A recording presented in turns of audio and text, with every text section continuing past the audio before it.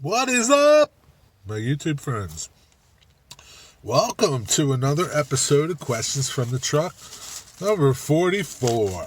We're rolling along, man. Hope you guys had a good week, and hope you're having a good weekend too. And happy Easter to my viewers that celebrate Easter and this time of year. Christ has risen. Hallelujah. My first question. Boy, this is a long one. Nathan Delay. Nathan Delay's got a lot of questions for me. So, I guess he wants to know how I started my YouTube Railroad channel. I just, Strasbourg video, I think. And it got a lot of views, so I just kept doing that. And Strasbourg, and then just layouts when I would go to open houses or train shows, things like that. And then I just started putting more trains up. That's pretty much how. How do you control a trolley? You don't. It rides on the tracks, man. It's pretty simple, man. There's a dead man, and some have a handbrake, some have a hand throttle, some have a gas pedal and brake just like a car, but they all have like a dead man that you always have to, well, I don't know if the old standees do, but I know the more modern like PCCs have a deadman that you need to put your left foot on, kind of like a brake, but it's kind of like a safety thing. If it's not on there, it doesn't run. Have I been to Reading and Northern? Yes, I have. Quite a few times. Once I build a trolley out of wood, how would I go about it? You need some plans, right? It's no different than what you do for your scratch-built trains, Nathan. You just need plans. That's all. If you want some plans, let me know. I'll send you some. Send you some pictures at least. But really, just no different. Just same way. I mean, it's probably easier, I would think, working with the wood. Just some balsa wood. Usually, I've seen some guys use. My friend Mr. PCC, he's building one now, and I think he's going to put a video up about it, but he's not done. But I'm going to contact him and get him to do one soon. Do I have any Rapido stuff for my layout? No, I do not. Not at all. I'd like to get some. Some of it's pretty cool. Most of it's Canadian stuff, and I'm not really into Canadian stuff. Nothing against you Canadians. Next, how's my layout doing? Haven't been working on it. Just no time. Kind of like stuck at a, I don't know, a crossroads of I don't know what to do. And that's pretty much why I'm stuck. But hopefully somebody's going to come over and help me out. His next question, what inspired me to do woodworking? Well, when I was 14 years old, I had this little woodworking project. I made this little box sides. And I remember I took some old coffee and used that for stain. And right away, when I saw what the stain that coffee did to the wood, it hooked me. I just loved wood after that. I thought it was cool. Still do. How do you get young people into the hobby? That's a good question. You guys help him answer that. How do you get young people into this hobby? Man, I guess, I don't know, man. With YouTube now, I guess anybody can get involved.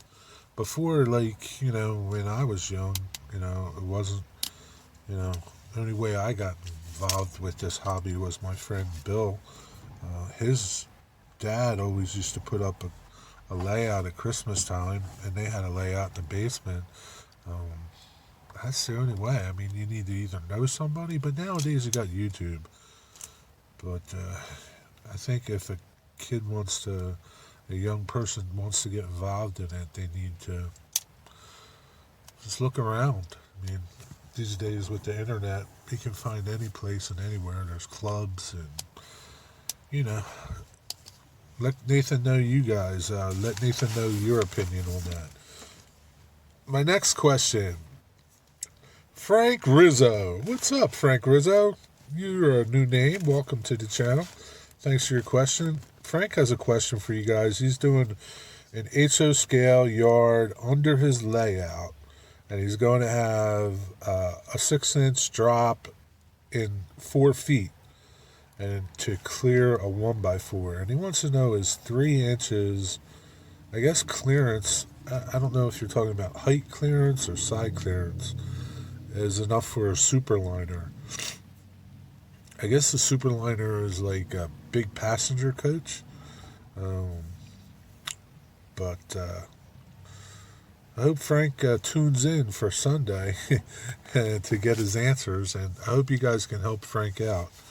But I would think 3 inches of clearance would be enough, clearance height-wise. Sideways, side clearance, I don't know. I guess it depends on your radius, I guess, if you have a radius there. But I think you're talking about clearance and height. Yeah, I would think so. I can't see them being taller than like an auto rack, but help Frank out. Thanks for your question, Frank. Welcome to the channel. Hope you come back again. My next one is from Mystic Southern Railway. John over there. He wants to know, he's researching his the railroad that he models, and mostly historic railroads and the Southern Railroad. John, it sounds like you have exhausted everything that I would have looked at. Technical societies, the Library of Congress is a great place for old maps. Old people. Clubs. If you're on Facebook groups, museums. Sometimes, the museums, especially if you, I don't know if Southern has anything. I'm sure they do. If they have anything, maybe they have something in their library. But when you're looking for stuff like that, man, that's hard to find. You need to find people that have that in their collection. Finding somebody who's been around that long now is pretty much a hard thing. But to me, if you guys have any ideas for John, I'll put the entirety of his question, as I do with everybody's, in the description below. So take a look in there. His question was long. I didn't want to jot it all down, but this is like the cliff notes of it. But to me, it sounds like you have looked in all the places that I would look. Just keep Googling, and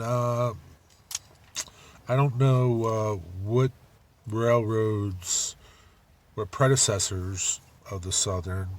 If you know their names, just look for them too. Sounds to me like you did all that you can do, and you're just not finding what you need to find. It might not be out there, man.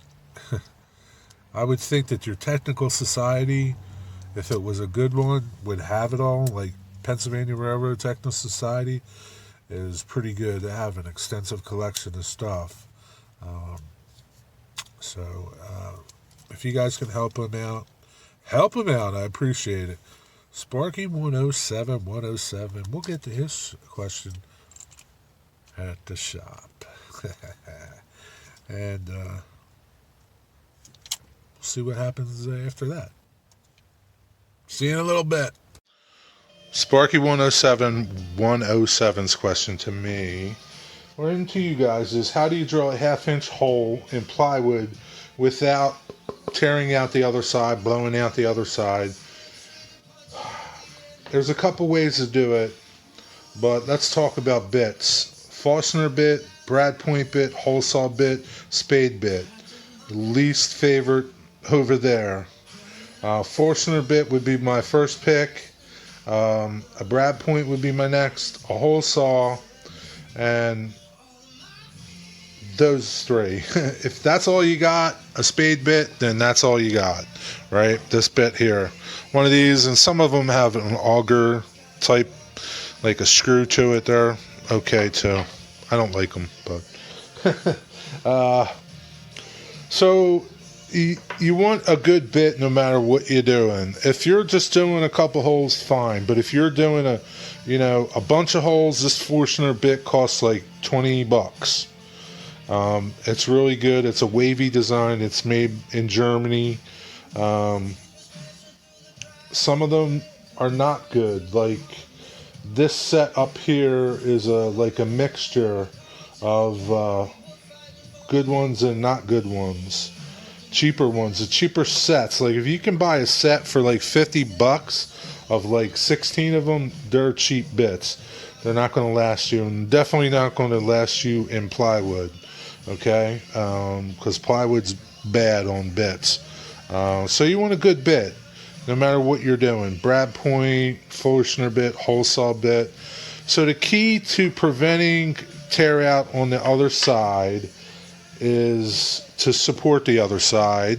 One, right? If you can, I don't know what you're drilling, but if you're reaching under and trying to hold this piece under your layout somewhere and it's like way back and you're really stretching to hold it, it's not going to work too good.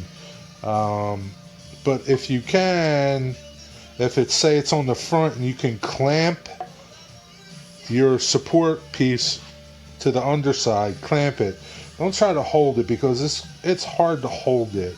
You can, but your result will vary, okay? Because it's only depending upon the amount of pressure that you can put on this bottom board.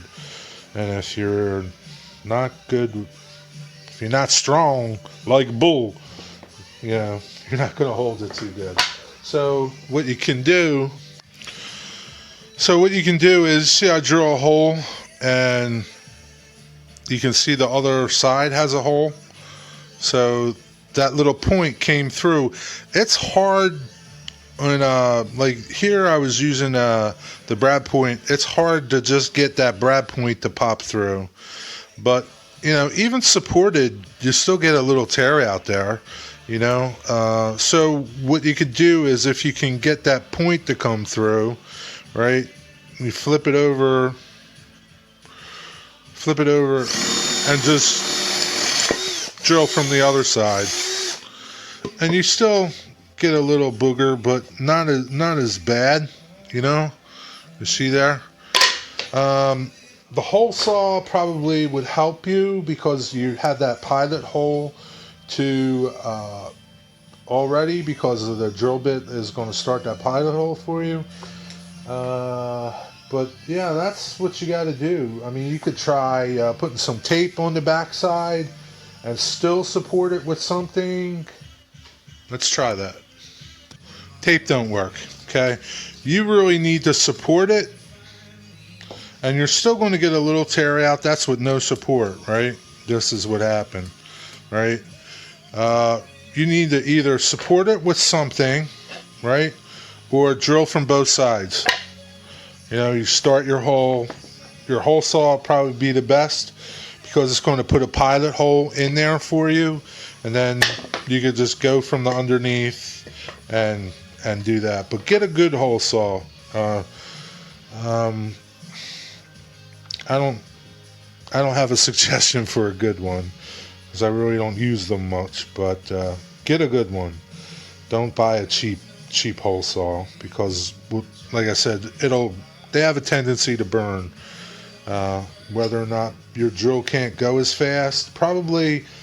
Here's one thing, right? Corded drills, they're not as fast as, say, a plug-in drill. I always have better luck drilling with a plug-in drill than a cordless drill. All right, and a drill press is the best way, but try that, Sparky. Let me know how you make out. Thanks for your question, buddy.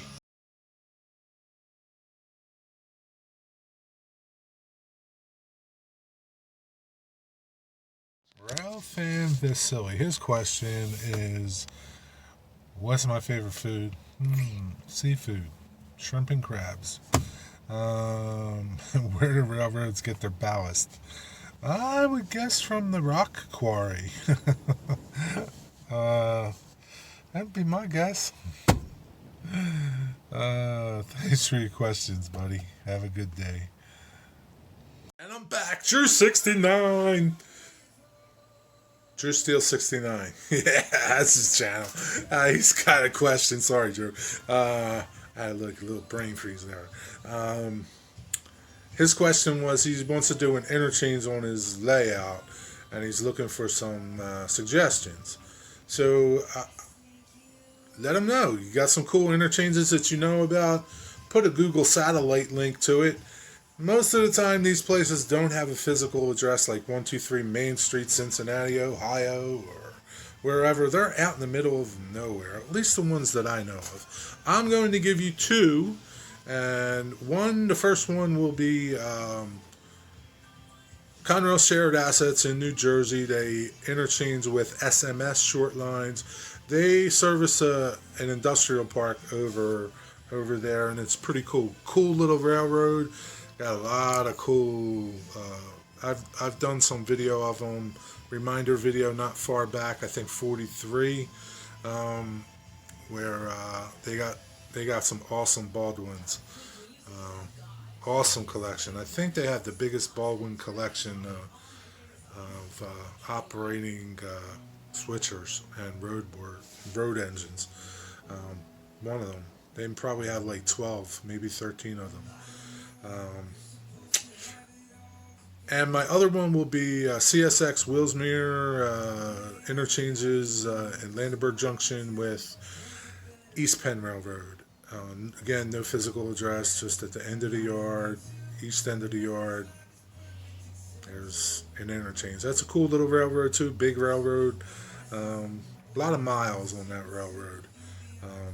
But that's what I'll put. I hope you guys help out, True, too. As always, I thank you all for your questions. Hey, listen, don't feel bad if you don't have a question. It's okay. When you see the reminders, it's okay. Sometimes it's okay if I only have 2 or 3 questions. Makes the videos shorter sometimes. Depends on the questions. I appreciate each and every one of you taking the time out to watch these videos.